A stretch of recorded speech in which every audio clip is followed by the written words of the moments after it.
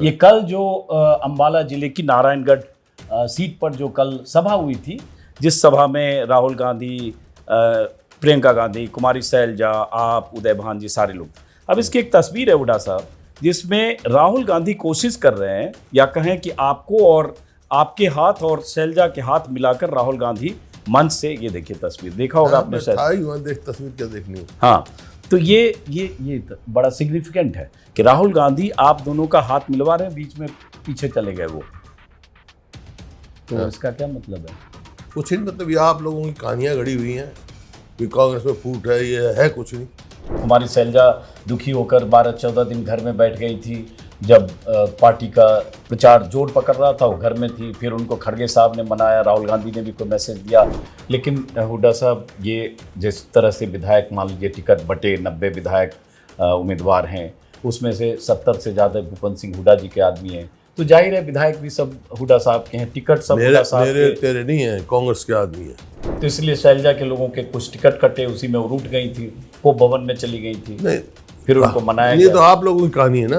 हम नहीं कहानी बना, कहानी बनाई हुई है क्या? आखिरी दौर में जब 3 दिन 4 दिन प्रचार के बचे, राहुल गांधी को क्यों आना पड़ा?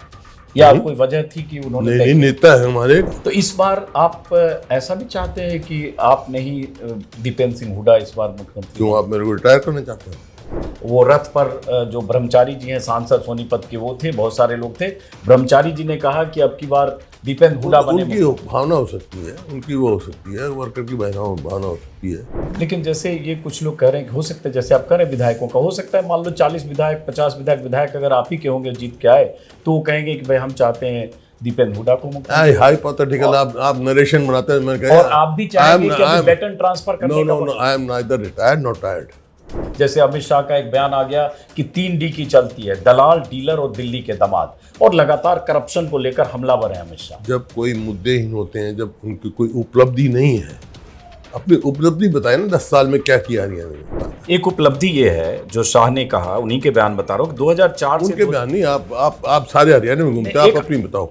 उनके बयान भी नहीं, तो अपनी बताओ। नहीं, आप पॉलिटिशियन है ना, तो आपको तो जो अपोजिशन आरोप लगा रहा है वो मैं बता रहा हूँ। आरोप तो बता दिए मैंने। हाँ। निराधार है कि अब जब ये सरकार जो आपकी आएगी, उसकी पहली 5 प्राथमिकता, जैसे विनेश फोगाट को आप लेकर आए चुनाव मैदान में, उनके लिए अब जैसे अभय सिंह चौटाला, बाकी लोगों का बयान है कि वो खेल की बेटी थी, देश की बेटी थी, उसको भूपेंद्र सिंह हुड्डा ने कांग्रेस की बेटी बना दिया। एक करप्शन का आरोप बहुत लगा रहे हैं वो लोग, जो अभी चुनाव के पहले जो ईडी के छापे हुए, जिसमें 2 बिल्डर के यहाँ गुड़गांव में 834 करोड़ की प्रॉपर्टी जब्त हुई, सब जगह हेडलाइन में आपका नाम है, भूपेंद्र सिंह हुड्डा और मनी लॉन्ड्रिंग। मेरा क्या मतलब? मेरे पर कोई करप्शन? तो आप बताइए वो क्या कहानी है? और ये जो दामाद और दिल्ली के दामाद और डीलर रॉबर्ट वाड्रा, ये सब जिक्र करते हैं। ये बता दिया मैंने आपको, मैं ऑनोद कह रहा हूं, रॉबर्ट वाड्रा जी को 1 इंच जमीन सरकारी नहीं दी गई।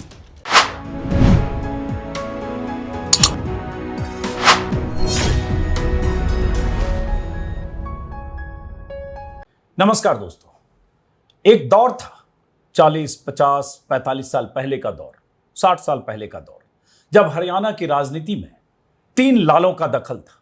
चौधरी देवीलाल, बंसीलाल, फिर भजन लाल। और एक दौर आया 91 और उसके बाद का दौर। वो साल था 1991, लोकसभा चुनाव हो रहे थे, और 44 साल का एक युवा राजनीति में, जो 2 बार विधानसभा के चुनाव में शिकस्त खा चुका था, लोकसभा चुनाव लड़ता है। और चौधरी देवीलाल, जो तब 2 बार मुख्यमंत्री, 1 बार उप प्रधानमंत्री रह चुके थे, चौधरी देवीलाल को रोहतक से शिकस्त देता है, और लगातार 3 चुनावों में चौधरी देवीलाल रोहतक लोकसभा सीट से हारते हैं, और वो शख्स जायंट किलर कहा जाता है। नाम है उनका भूपेंद्र सिंह हुड्डा। हमारे साथ भूपेंद्र सिंह हुड्डा साहब हैं।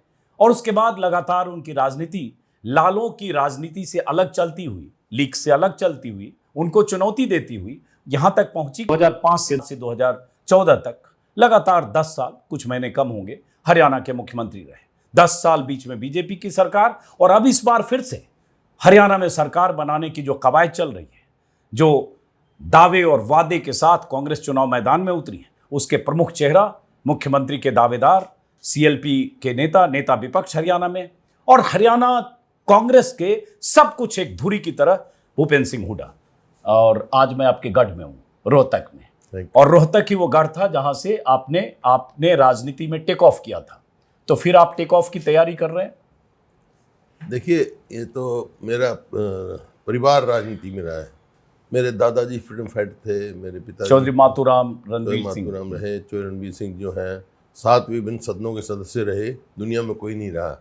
Constituent assembly, constituent legislative assembly, provisional parliament, then Lok Sabha, आपका पंजाब विधानसभा, हरियाणा विधानसभा, राज्यसभा से।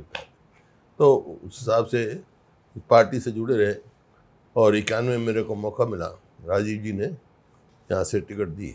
उन्होंने पूछा था मेरे से, जो इकट्ठे चुनाव हुए थे विधानसभा के, उसके कि कौन सा लड़ना चाहते हो। मैं जी आपकी मर्जी है, अगर कहो तो मैं लोकसभा। तो उन्होंने कहा चौधरी देवीलाल उस time chief deputy prime minister थे। बोला मेरे को खबर है चौधरी देवीलाल वहाँ से लड़ेंगे, देख लो। ना कोई बात नहीं जी, आपका आशीर्वाद होना चाहिए। तो चुनाव हुआ और फिर लगातार 3 बार लोकसभा का चुनाव हुआ। चलती रही जी, अपना लोगों का आशीर्वाद रहा सदा। तो बहुत सारे सवाल हैं हुड्डा साहब से, और जैसा कि मैंने कहा इनको टेक ऑफ भी करना है, हेलीकॉप्टर इनका तैयार है। हरियाणा में अलग अलग इलाकों में उन्हें घूमना है। चुनाव में प्रचार में वक्त बहुत कम है, 5 तारीख को वोटिंग है। तो आपके बारे में मैं यहाँ आने से पहले और ऐसे भी जो जानकारी, बोलते आप बहुत कम है। तो हमारे जैसे इंटरव्यूअर के सामने चुनौती होती है, एक सवाल खत्म हो जाते हैं और आपकी बातें 2-2 लाइन में खत्म हो जाती है। तो इतना कम क्यों बोलते? काम बड़े बड़े आप करते हैं, बोलने में तोल मोल के। ऐसा है, बातें कम, काम ज़्यादा। और सवाल इस बात का नहीं क्या बोलते हैं। मेरे को ये, कोई भी व्यक्ति हो उसको ये सोचना चाहिए क्या नहीं बोलना चाहिए। तो नहीं बोलना चाहिए, मैं नहीं बोलता हूँ। तो ये आपने किसी से सीखा या आपने अपने पर नियंत्रण करके? कई बार हुड्डा साहब क्या होते हैं, नेता बातूनी भी होते हैं, बड़ी बड़ी बातें करते हैं। एक सवाल के जवाब में 8 मिनट भी बोलने वाले लोग होते हैं, और आप एक सवाल अगर 30 सेकंड का जवाब, कई बार आपका 15 सेकंड का होता है। हाँ, नहीं, मेरे स्वर्गीय पिताजी के संस्कार हैं, संस्कार तो आज भी कम ही बोलेंगे, थोड़ा बोलेंगे आप? कम बोलूँ, कम ही बोलेंगे, जो जरूरत है उसको उतना बोलूँ, उतना ही बोलेंगे। तो इन्होंने तय कर लिया है कम ही बोलते हैं। बहरहाल जितना जरूरत है बोलूँगा। तो मैं शुरू करता हूं बातचीत। उससे पहले मैं चाहता हूं एक वीडियो दिखाना हुड्डा साहब। ये वीडियो कल का है, हमारे दर्शक देख रहे होंगे। ये कल जो अंबाला जिले की नारायणगढ़ सीट पर जो कल सभा हुई थी, जिस सभा में राहुल गांधी, प्रियंका गांधी, कुमारी सैलजा, आप, उदय भान जी, सारे लोग थे। अब इसकी एक तस्वीर है हुड्डा साहब, जिसमें राहुल गांधी कोशिश कर रहे हैं, या कहें कि आपको और आपके हाथ और सैलजा के हाथ मिलाकर राहुल गांधी मंच से, ये देखिए तस्वीर, देखा होगा आपने शायद। देख तस्वीर क्या देखनी है। हाँ, तो ये बड़ा सिग्निफिकेंट है कि राहुल गांधी आप दोनों का हाथ मिलवा रहे हैं, बीच में पीछे चले गए वो। तो इसका क्या मतलब है? कुछ नहीं, मतलब ये आप लोगों की कहानियां गढ़ी हुई हैं कि कांग्रेस में फूट है, ये है कुछ नहीं, वो एक पब्लिक परसेप्शन की बात। लेकिन ये तो हाईकमान को ये करना पड़ रहा है कि वो पब्लिकली तो आप लोगों के लिए कर रहे हैं। अच्छा, हमारे लिए कर रहे हैं। हमारे कहते तुम ये जो नरेशन बना रहे हो, ये खबरें ऊट पटांग लगा रहे हो, कांग्रेस में फूट है, कोई फूट नहीं है, ये आप लोगों के लिए। लेकिन मंच से, पब्लिक को तो पता है कांग्रेस एक है। मंच से अगर राहुल गांधी को खुद पीछे हटकर कुमारी सैलजा और हुड्डा साहब के हाथ को ऐसे, आप लोगों के लिए बताया ना मैंने। आप लोग अखबारों की कहानियां जड़ रहे हैं, तो वहाँ तो बीजेपी का देख नहीं रहे क्या वहाँ हो रहा है। हमारा कोई मामला ही नहीं है। कैसे नहीं मामला तो है। बस कुमारी सैलजा दुखी होकर 12-14 दिन घर में बैठ गई थी। जब पार्टी का प्रचार जोर पकड़ रहा था, वो घर में थी। फिर उनको खड़गे साहब ने मनाया, राहुल गांधी ने भी कोई मैसेज दिया, फिर उसका प्रचार। ये अखबारी कहानी है, कोई घर में नहीं बैठा। जो जहाँ वो प्रचार में रही, उससे पहले अम्बाला में रही, सब रही। अच्छा, हम चुनाव के बाकी सब अपने अपने करते रहते हैं। बाकी मुद्दों पर बात करने से पहले 3-4 सवाल तो इस पे करूंगा, देखता हूं आप कुछ बोलते हैं कि नहीं। ये सर्वविदित तथ्य है कि हरियाणा में हुड्डा साहब और कुमारी सैलजा में खटपट है, दोनों की नहीं बनती है। एक कुमारी सैलजा के साथ रणदीप सुरजेवाला है, चौधरी वीरेंद्र सिंह हैं, पहले किरण चौधरी हुआ करती थी, और हुड्डा साहब का एक अपना साम्राज्य है जिसमें उदय भान जी हैं, और एक अपना उनका पूरा तंत्र है हरियाणा में। नहीं, ऐसी कोई बात नहीं। मुझे लगता है ये कहानियाँ गढ़ी हुई हैं। अब शैलजा जी हमारी बहन है, वरिष्ठ नेता है कांग्रेस की, कोई हमारा मतभेद नहीं है। अब पार्टी हो, कोई परिवार हो, उसमें मतभेद हो सकते हैं, मनभेद नहीं है। मनभेद किसी का नहीं हमारा। वीरेंद्र सिंह जी तो मेरे मतलब भाई है, बचपन के दोस्त हैं, बीजेपी में चले गए थे, यहाँ हमने स्वागत किया उसका।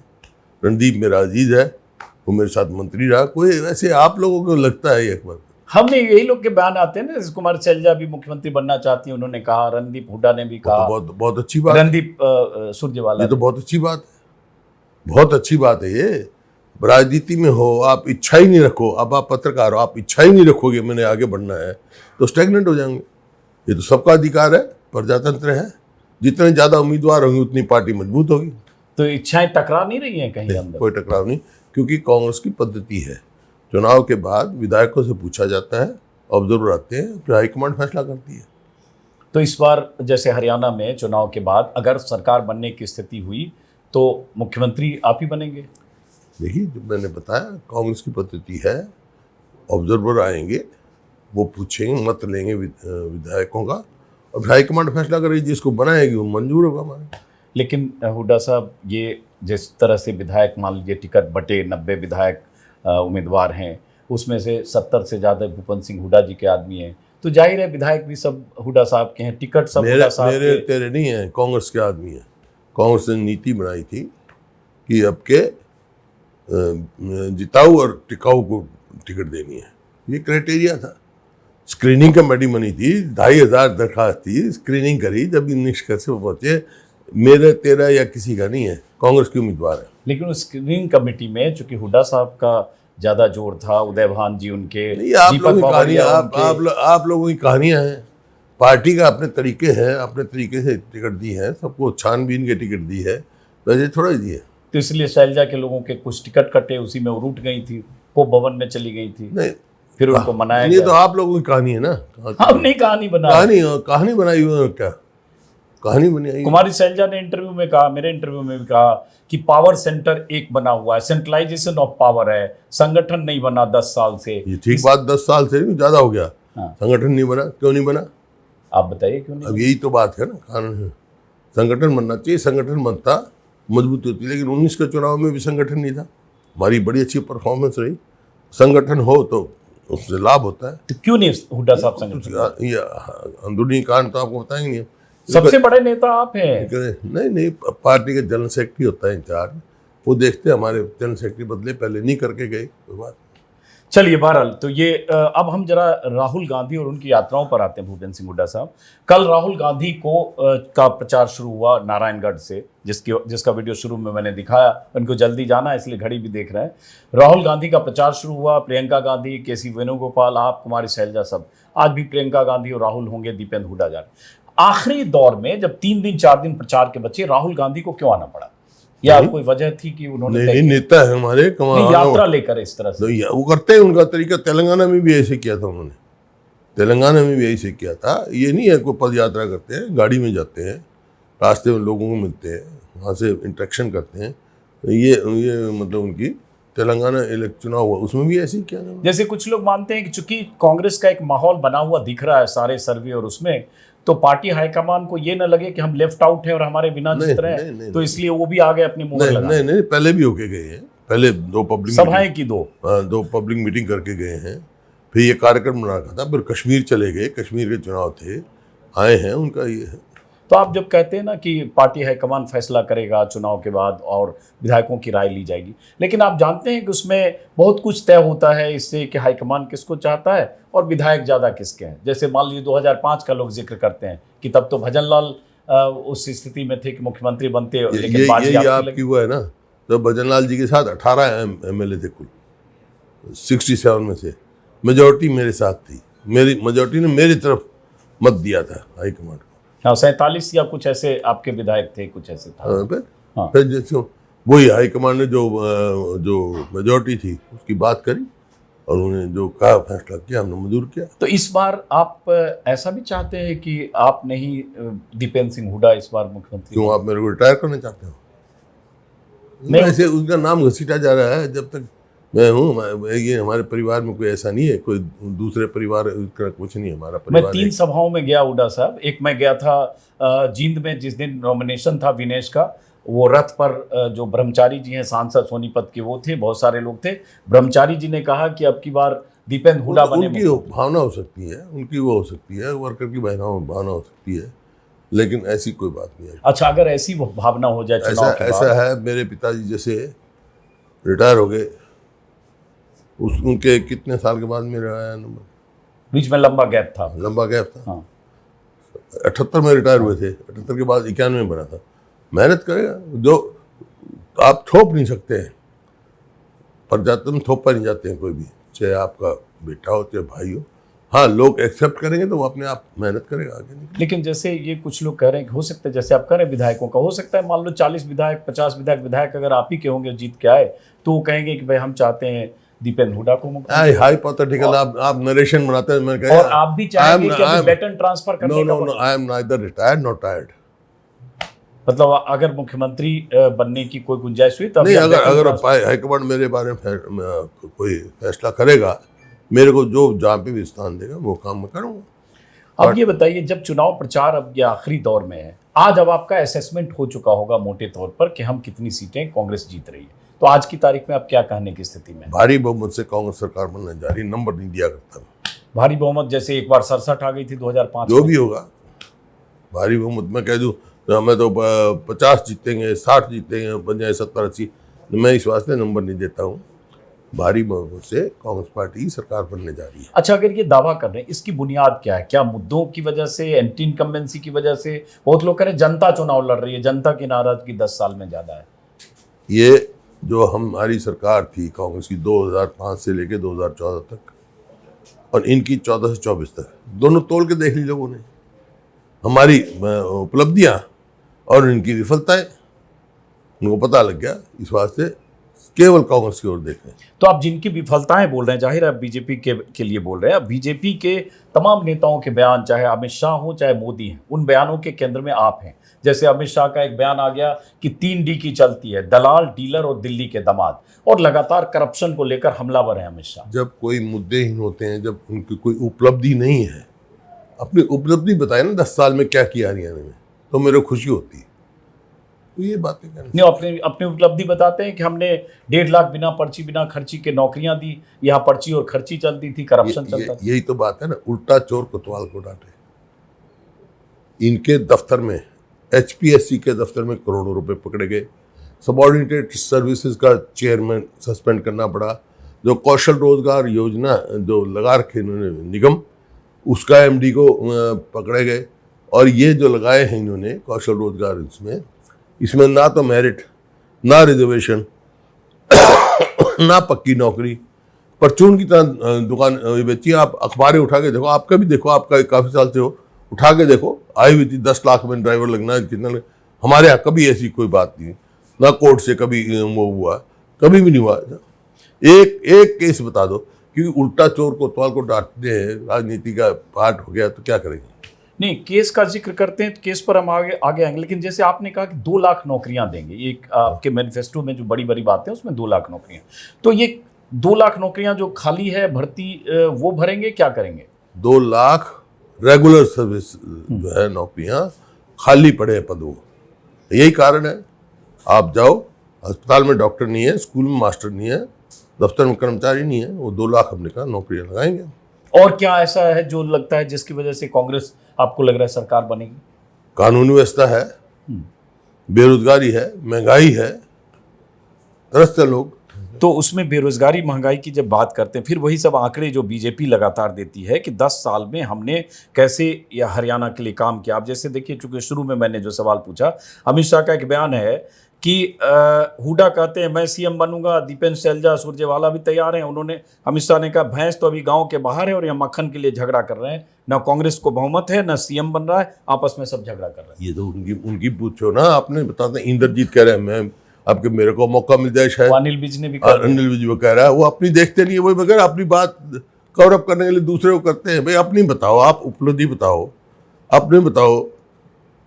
ये बात एक उपलब्धि ये है जो शाह ने कहा, उन्हीं के बयान बता रहा हूँ, 2004 से उनके बयान नहीं, आप सारे हरियाणा में घूमते हैं, आप अपनी बताओ। उनके बयान भी नहीं, तो अपनी बताओ। नहीं, आप पॉलिटिशियन है ना, तो आपको तो जो अपोजिशन आरोप लगा रहा है वो मैं बता रहा हूँ। आरोप तो बता दिए मैंने, हाँ। निराधार है, एकदम ही कहानी। नहीं, जैसे बजट को लेकर, जैसे उन्होंने कहा कि 2004 से 14 तक हरियाणा में कांग्रेस की सरकार थी तो 41,000 करोड़ यूपीए सरकार ने दिए, और 14 से 24 तक 10 साल में मोदी ने 2,92,000 करोड़ दिए विकास के लिए। अब ये आंकड़ा तो मैं देख रहा हूं जो फिर उनके कहाँ हवाले। कहाँ गया विकास, क्या बना है? 81 किलोमीटर हम मेट्रो बिछा के गए, एक मेट्रो का पोल नहीं लगाया। 250 किलोमीटर रेलवे लाइन हमने मंजूर कराई या बिछाई, 1 इंच उन्होंने नहीं कराई। और भाई साहब 4 thermal plant, 1 nuclear power plant Fatehabad में लगाया। इन्होंने 1 यूनिट बिजली की नहीं बनाई, एक कोई इंस्टीट्यूट नहीं लेके आए। बनते ही कहा था हम हर जिले में मेडिकल कॉलेज बनाएंगे, अब तक एक भी नहीं बनाया। तो क्या है? शिक्षा, स्वास्थ्य, इंफ्रास्ट्रक्चर यही तो है विकास। कहाँ गया वो पैसा? तो वो लोग भी आरोप लगाते हैं कि भाई भूपेंद्र सिंह हुड्डा चूंकि जाट लैंड के एक प्रमुख चेहरा हैं, तो रोहतक और आसपास का बहुत विकास किया, जो जहां उनका आप हरियाणा में घूमते हो ना, हरियाणा में घूमते हो। हाँ, अभी तो अब आप समय का तो ख्याल रखते नहीं हो। मैंने कहा वैसे इस बात का तो मैं बहुत लंबा जवाब दे दूंगा आपको, लेकिन मोटे सी बता देता हूँ। पंचकुला में national institute of fashion technology है। कुरुक्षेत्र में देश का दूसरा नेशनल इंस्टीट्यूट ऑफ डिज़ाइन है। करनाल में कल्पना मेडिकल कॉलेज बनाया। सोनीपत में महिला यूनिवर्सिटी बनाई, महिला मेडिकल कॉलेज बनाया। फरीदाबाद में मेडिकल कॉलेज बनाया। YMC को यूनिवर्सिटी बनाया। गुड़गांव में देश की पहली डिफेंस यूनिवर्सिटी का वो करवाया, फाउंडेशन स्टोन रखवाया। रेवाड़ी में इंदिरा गांधी जी के नाम से यूनिवर्सिटी बनाई और सैनिक स्कूल बनाया। महेंद्रगढ़ में एक ही हमारे को सेंट्रल यूनिवर्सिटी मिली थी, वो महेंद्रगढ़ में बनाई। हिसार में लाला लाजपत राय के नाम से जो है एनिमल साइंसेज की यूनिवर्सिटी बनाई। सिरसा में एक छोटी सी यूनिवर्सिटी बना रखी थी चौधरी देवीलाल के नाम से, उसको राष्ट्रीय स्तर पे लेके आए। जींद में चौधरी रणवीर सिंह के नाम से यूनिवर्सिटी बनाई। भिवानी में चौधरी बंसीलाल सिंह के यूनिवर्सिटी बनाई, जहाँ मेडिकल कॉलेज भी सब कुछ होगा, बनाई। ये सब क्या एक उसके एम्स रोहतक झज्जर में आया या IIM आया, ये एक जिले के काम है। रेलवे लाइन, मेट्रो कहाँ से गई? दिल्ली से बादरगढ़, दिल्ली से गुड़गांव, दिल्ली से बल्लभगढ़।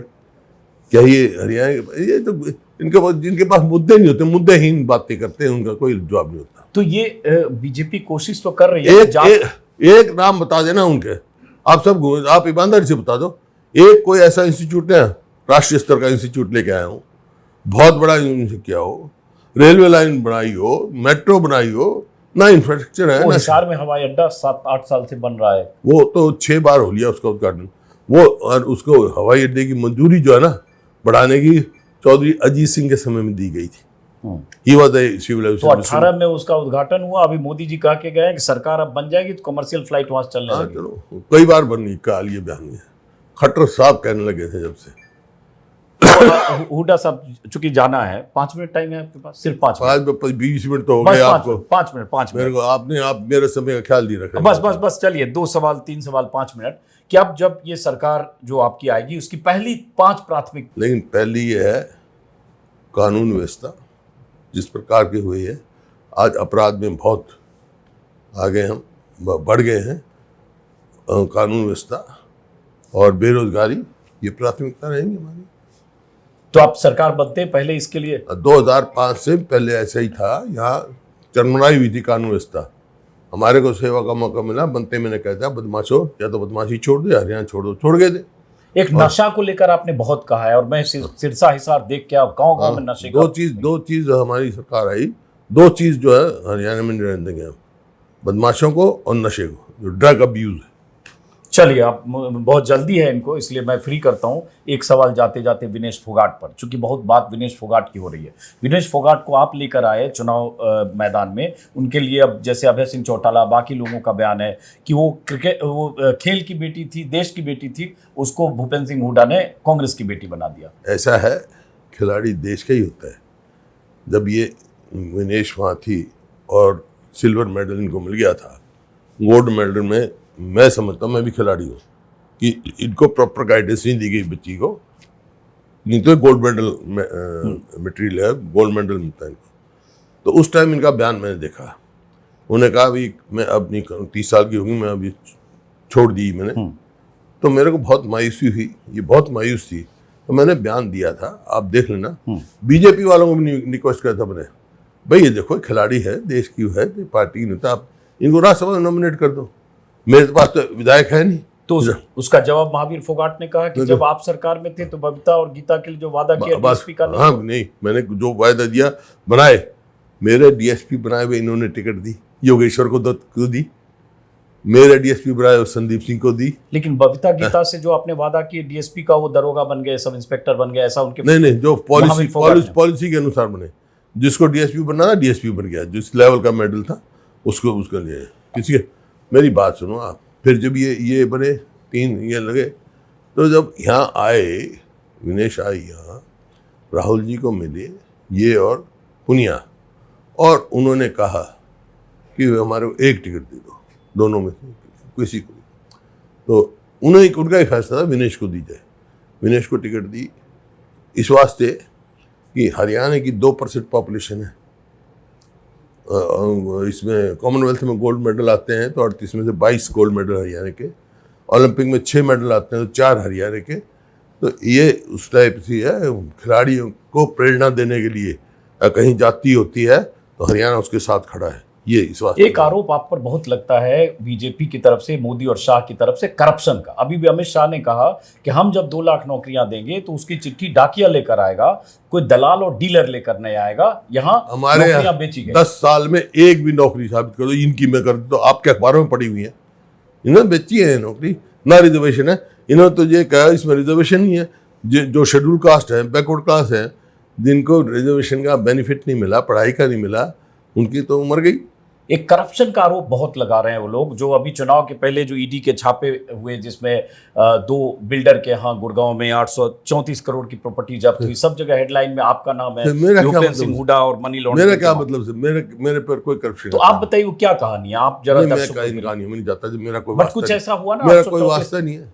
834 करोड़ का एसेट जब्त होगा MGFMR का, तो उनका कोई होगा, आपस का डील होगा, मेरा क्या मतलब है? तो आपका नाम क्यों सब जगह आया कि हुडा की संपत्ति, हुडा का कनेक्शन MGF और नहीं, वो तो being chairman of the HUDA, कोई बात नहीं, मेरा कोई इन्वॉल्वमेंट नहीं। और ये जो दामाद और दिल्ली के दामाद और डीलर रॉबर्ट वाड्रा, ये सब जिक्र करते हैं। ये बता दिया मैंने आपको, मैं ऑनोद कह रहा हूँ, रॉबर्ट वाड्रा जी को 1 इंच जमीन सरकारी नहीं दी गई, दे दें तो मैं आज ही राजनीति छोड़ दूंगा।